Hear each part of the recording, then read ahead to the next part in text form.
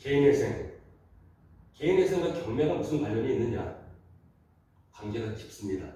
잠깐 좀 말씀을 드릴게요. 이 개인회생이라는 것은 본인의 채무에 있어서 일정 기간 동안 법원에다가 일정 금액을 제공하게 되면 나머지 채무에 대해서 변제해 주는 게 개인회생 절차인 겁니다.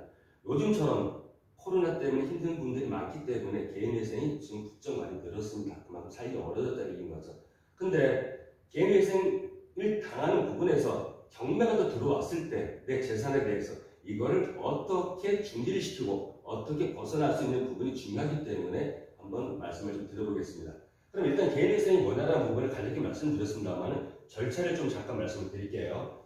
일단 내가 힘들어졌을 때, 채무가 많았을 때, 내가 변제할 능력이 없을 때 나름대로 구제를 받기 위해서 신청하는 부분인데, 첫째,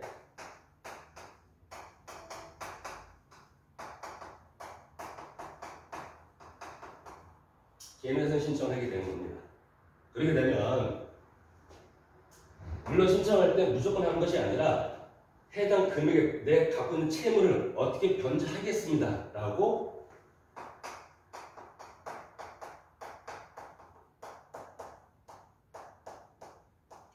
변제 계획안에 대한 부분을 제공을 하고 여기에 대해서 진행이 되는 부분입니다. 처음에 이렇게 진행한다는 얘기거든요. 회생 신청하게 되면 일단 사건번호가 별도로 붙게 돼요. 그리고 사건으로 처리하기 때문에 처음에 일단은 변제 계약안을 제출하고 그리고 이분에 대한 선임위원, 회생위원 선임위원이 나름대로 지정이 됩니다. 그러면은 그 이후에 계약안만 이건 서류죠. 실질적으로 회생 선임위원이 선정이 되면 그분과 면담이 이루어집니다. 그 면담이 이루어진 이후에 별도로 진행이 되는 부분인데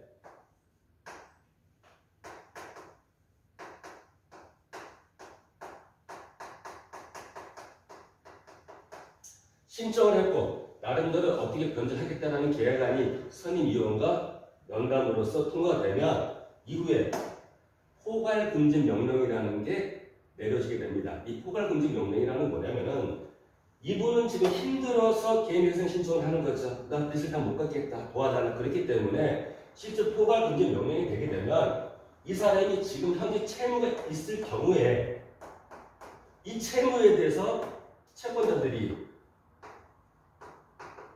돈을 달라고 압박을 하겠죠. 변제하라고 압박을 하겠죠.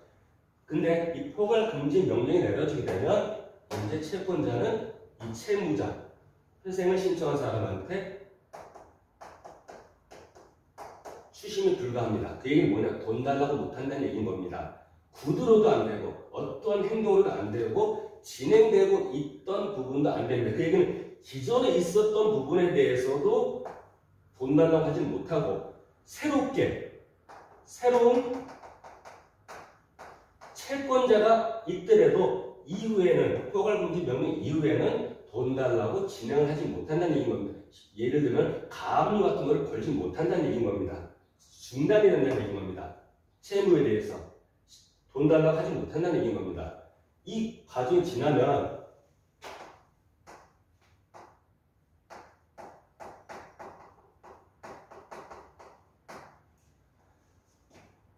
개시결정이 떨어지게 됩니다.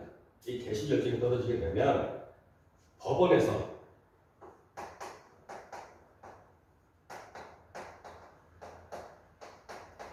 법원 고유의 계좌번호를 회생을 신청한 사람한테 부여하게 됩니다. 이때 일정 금액에는 생활비를 뺀 최저생계비를 뺀 나머지 금액을 가지고 일정 기간 동안 계좌로, 법원이 지정한 계좌로 그 금액을 납부하게 되는 겁니다. 근데 그 신청함에 있어서도 무조건 신청하는 것이 아니라 물론 직업에 대해서는 종류를 가리지 않습니다. 무슨 일을 하든 상관없이 대신에 꾸준히 소득이 있을 경우에만 신청이 받아들여지고 이런 절차가 진행되는 겁니다. 그 얘기는 소득이 꾸준히 있을 경우에 이렇게 진행이 된다는 얘기인 겁니다. 직종에 상관없이요. 이렇게 꾸준히 수행하게 되면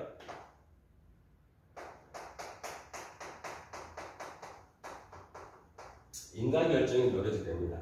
인가결정이라는 부분에서 꾸준히 돈을 납부하고 있으니 이제 너를 구제해 줄게 라고 해서 인가결정이 내면 이런 채권자들이 미리 걸어놨던 가압류 이런 부분들이 있지 않겠습니까? 이런 부분들이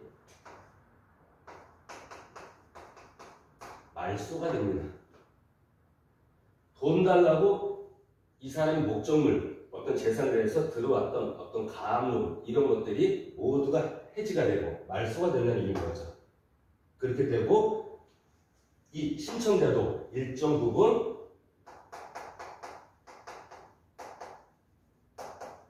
신용회복이 가능합니다. 자, 이런 상황에서 그 다음에 어떻게 진행되느냐. 인가결정 난 이후에 모든 이런 부분들이 스톱이 되고 해제가 됐더라도 중간에 멈추면 안 되겠죠. 계속 돈을 넣어야 되겠죠. 이 부분을 3년까지 계속 납부하게 되면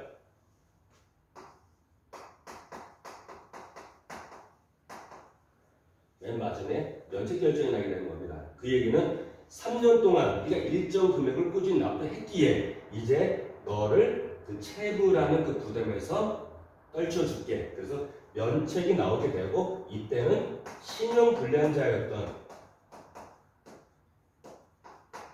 이 기록마저도 삭제가 되고 정상적인 생활을 할 수 있습니다. 신용등급도 신용불량자이기 때문에 최하위였죠. 근데 면책 결정이 되면 신용등급도 5에서 6등급까지 상향이 됩니다. 그 상태로 일단 진행이 되는 데 있어서 중요한 부분이 뭐냐면은 내가 채무를 갚지 못해서 채권자들이 가압류를 걸어서 이후에 소송의 결과에 따라서 판결문, 결정문이 나온 걸로 강제집행을 진행할 수 있습니다. 그 상황에서 해상을 신청한 사람은 이 포괄 금지 명령이 내려지게 되면 어떠한 절차를 거쳐야 되냐면은 법원에다가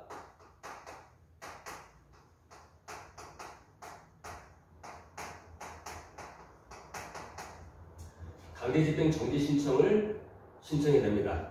집행정지를 신청해야 되는 부분에서 물론 공탁금을 일부 걸고 진행되는 부분을 막아야 됩니다. 왜냐하면 이 정지를 시키지 않게 되면 이 법원과 이 법원은 별개의 법원이거든요. 여기서는 계속 경매가 진행되는 부분이고 하지만 해당 법원에서 포괄금지 명령이 나온 상태에서 해당 신청자가 여기 법원에다가 강제집행 신청하게 되면 물론 이 법원에서 신청을 해서 그 결정문을 가지고 여기다가 제출하게 되는 겁니다. 그러면은 강제집행이 중지가 되고 차후에 인가결정이 나면 그때 아까 말씀한 대로 가압류로 인해서 강제집행이 진행됐던 부분이 가압류가 말소가 됨으로써 이제는 경매 자체가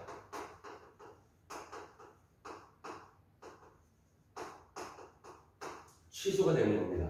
그래서 해석을 신청한 사람들은 이런 절차를 거침에 있어서도 만약에 채권자가 별도로 경매를 진행하는 사항이 들어왔다 그러면 포괄금지 명령이 나오게 되면 법원에다가 집행정지 신청을 통해서 그 결정문을 가지고 해당 경매를 중지시키고 차후에 본인이 꾸준히 그 계좌로 입금을 시켰을 때 인가결정이 났을 때는 그 가압류가 말소가 되기 때문에 경매는 자연스럽게 취소가 돼서 그 부분에서 벗어날 수 있는 부분입니다. 근데 여기서 하나 알 거는 채권, 일반적인 채권에 대해서는 면책사항이 됩니다만은 이 채권자가 담보권자라든가 어떠한 저당권자라든가 근저당권자라 이런 부분에서는 벗어날 수 없습니다. 이건 단지 채권, 즉